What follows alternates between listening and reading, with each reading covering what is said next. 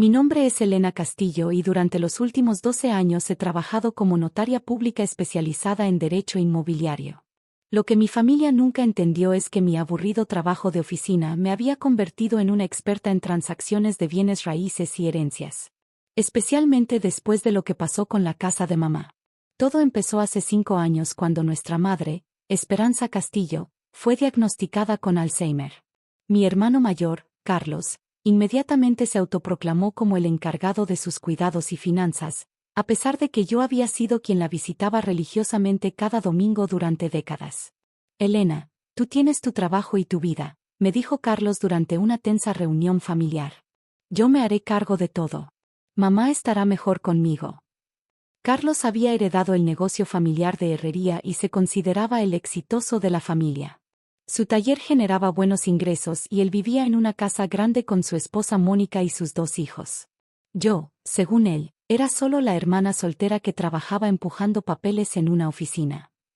Lo que Carlos no sabía era que mi trabajo me había enseñado exactamente cómo funcionaban las herencias y los testamentos. Cuando mamá comenzó a mostrar los primeros síntomas de demencia, yo sabía que era crucial actuar rápidamente para proteger sus intereses.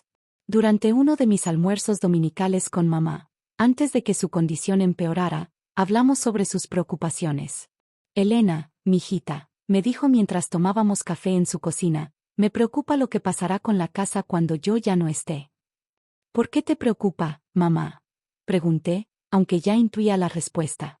Carlos tiene buenas intenciones, pero él piensa que todo lo puede resolver con dinero. Tú eres la única que realmente entiende el valor de esta casa. Tenía razón.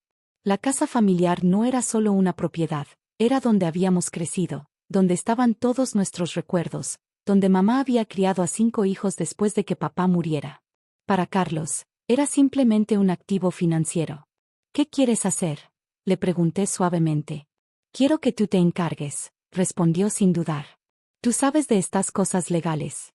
Confío en que harás lo correcto. Esa misma semana, acompañé a mamá al despacho de un colega notario. Con plena lucidez mental y en presencia de testigos, mamá modificó su testamento. La casa quedaría únicamente a mi nombre, con la condición de que Carlos podría vivir allí si alguna vez lo necesitara, pero sin derechos de venta. También establecimos un poder notarial que me daba autoridad completa sobre sus decisiones financieras y médicas. Todo fue debidamente registrado y archivado en el registro público de la propiedad. Los siguientes meses fueron difíciles. El estado de mamá se deterioró rápidamente y eventualmente necesitó cuidados especializados. Carlos insistió en manejar todo y, honestamente, yo no tenía problema con eso. Él tenía más tiempo y recursos para encontrar la mejor clínica geriátrica. Lo que sí me molestaba era su actitud cada vez más posesiva sobre los asuntos de mamá. Elena, ya no necesitas venir tanto, me dijo una tarde cuando llegué a la clínica. Mamá ni siquiera nos reconoce ya. Es mejor que nos enfoquemos en los aspectos prácticos. Los aspectos prácticos para Carlos significaban una cosa: vender la casa familiar para pagar los gastos médicos de mamá. La casa vale casi 2 millones, me explicó durante una de nuestras pocas conversaciones sobre el tema. Con ese dinero podemos asegurar la mejor atención para mamá por años. Yo asentía y escuchaba, pero nunca le dije que ya tenía copias de todos los documentos legales en mi caja fuerte. Cuando mamá murió hace 6 meses, Carlos inmediatamente se hizo cargo del funeral y todos los arreglos. Yo estaba devastada por la pérdida y honestamente agradecida de que él manejara los detalles. Durante el velorio, Carlos me llevó aparte. Elena, necesitamos hablar sobre la herencia, me dijo con tono serio. Obviamente, vamos a tener que vender la casa. Los gastos del funeral y las deudas médicas. Carlos, mejor esperemos, le dije.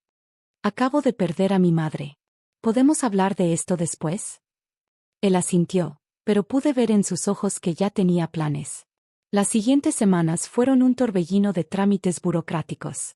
Carlos se encargó de contactar al abogado familiar y comenzar el proceso de sucesión. Yo estaba sumida en mi duelo y dejé que él tomara la iniciativa. Un mes después, recibí una llamada de Carlos. Elena, tengo buenas noticias. Encontré un comprador para la casa de mamá. Están ofreciendo 2.2 millones. Es una excelente oferta. ¿Ya tienes comprador? Pregunté sorprendida. ¿No deberíamos discutir esto primero? ¿Discutir qué? Elena, sé que te encariñaste con la casa, pero soy realista. Ninguno de nosotros la necesita y el dinero nos servirá más. ¿El dinero nos servirá? Repetí. Bueno, principalmente a mí, dijo con una risa incómoda. Después de todo, yo fui quien cuidó a mamá todos estos años. Tú tienes tu trabajo y tu departamento. Yo tengo familia que mantener. Era típico de Carlos asumir que él merecía todo simplemente por ser el hermano mayor y el hombre de la familia. Durante las siguientes semanas, Carlos me mantenía informada sobre el progreso de la venta. Había contratado a un agente inmobiliario, había conseguido las inspecciones necesarias, y había encontrado un notario que conocía para acelerar el proceso. El cierre será el próximo viernes, me informó hace una semana. Solo necesito que firmes algunos papeles como coheredera. ¿Qué papeles? Pregunté. Nada importante. Solo documentos que confirman que estás de acuerdo con la venta. Algo en su tono me puso alerta. Como notaria, sabía que las coherederas no necesitan confirmar nada si el testamento es claro. Carlos, ¿has revisado el testamento de mamá recientemente? Por supuesto, respondió rápidamente. Todo está en orden. Mamá nos dejó todo a los dos, 50-50, como esperábamos. Esa noche, saqué de mi caja fuerte las copias certificadas del testamento real. Leí cada línea cuidadosamente, confirmando lo que ya sabía. Mamá me había dejado la casa únicamente a mí. El viernes por la mañana, día del supuesto cierre, decidí no ir. En lugar de eso, me quedé en mi oficina esperando. A las 2 de la tarde, mi teléfono sonó. Era Carlos, y sonaba absolutamente eufórico. Elena. Lo logré, gritó al teléfono. Vendí la casa de mamá por 2 millones exactos. Cas. Felicidades, respondí tranquilamente. ¿Sabes qué es lo mejor? Continuó, claramente disfrutando el momento. Tú nunca contribuiste realmente al cuidado de mamá, así que no te toca nada. Yo fui quien se sacrificó todos estos años. Sentí una mezcla de ira y lástima por mi hermano. Su avaricia lo había cegado completamente. Carlos, dije calmadamente, ¿revisaste bien la escritura? ¿Qué escritura? Elena, ya cerré el trato. El dinero está en mi cuenta. Ya no hay vuelta atrás. La escritura de la casa, Carlos. ¿Revisaste quién era realmente el propietario? Hubo un silencio al otro lado de la línea. Elena, ¿de qué estás hablando? Mamá nos dejó todo a los dos. Yo vi el testamento. ¿Cuál testamento viste, Carlos? El testamento que tenía su abogado. ¿Te refieres al testamento que ella hizo hace 15 años? Antes de que tuviera Alzheimer.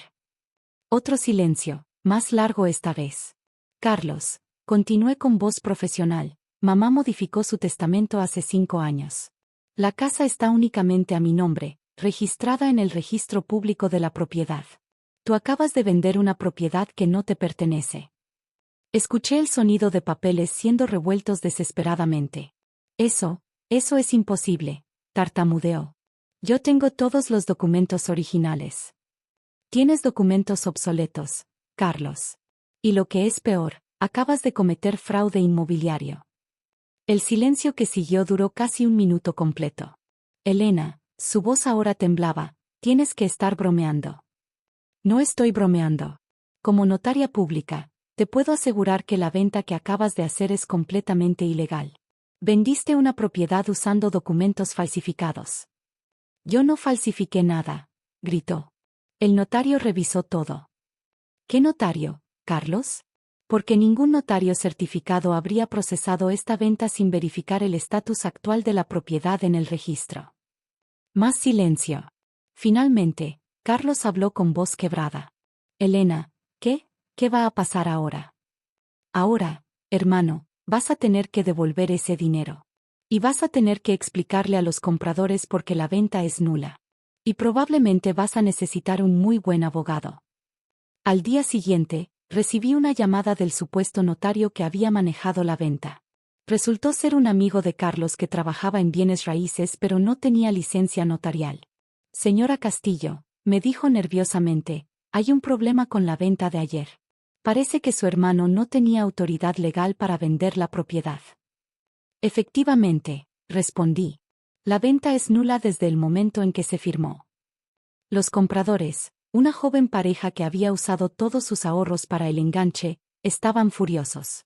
Su abogado me contactó amenazando con demandas, pero cuando les expliqué la situación y les mostré los documentos legales, entendieron que ellos también eran víctimas del fraude de Carlos. Carlos tuvo que devolver el dinero completo, más daños y perjuicios. Como no tenía los 2 millones en efectivo, tuvo que vender su propio negocio y su casa para cubrir la deuda. Mónica, su esposa, me llamó llorando. Elena, por favor, me suplicó. Carlos cometió un error, pero no sabía. Tenemos hijos. No pueden quedarse sin casa por esto. Mónica, le dije suavemente, Carlos sabía exactamente lo que estaba haciendo. Si hubiera tenido dudas, habría consultado conmigo. Soy notaria pública. Literalmente, es mi trabajo. 3 meses después, Carlos se declaró en bancarrota.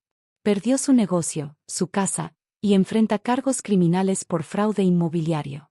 Yo mantuve la casa familiar. La renové completamente y ahora la rento a una familia joven por un precio justo. Los ingresos los deposito en una cuenta de ahorro para la educación universitaria de los hijos de Carlos. La semana pasada, Carlos me llamó desde el departamento pequeño donde ahora vive con su familia. Elena, me dijo con voz humilde, lo siento. Fui ambicioso y estúpido. Lo sé, Carlos, respondí. Pero mamá sabía que esto podía pasar. Por eso me dejó la casa a mí. ¿Crees que algún día me perdones? Ya te perdoné, hermano. Pero las consecuencias de tus acciones no las puedo borrar. Ahora, cuando paso por la casa familiar los domingos, pienso en mamá y en su sabiduría para proteger nuestro patrimonio familiar. Ella conocía a sus hijos mejor que nosotros mismos. Carlos pensó que era más listo que todos. Al final, descubrió que la hermana que empujaba papeles sabía exactamente lo que estaba haciendo. Y que algunos papeles son más importantes que otros.